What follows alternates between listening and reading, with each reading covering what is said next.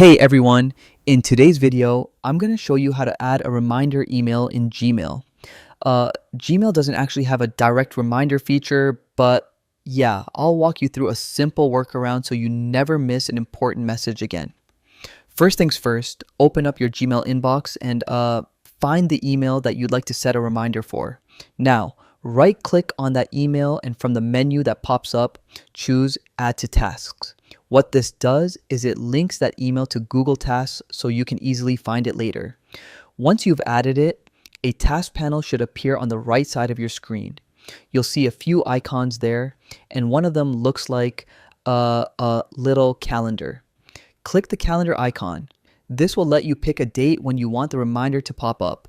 Just choose a day that works best for your schedule and hit done.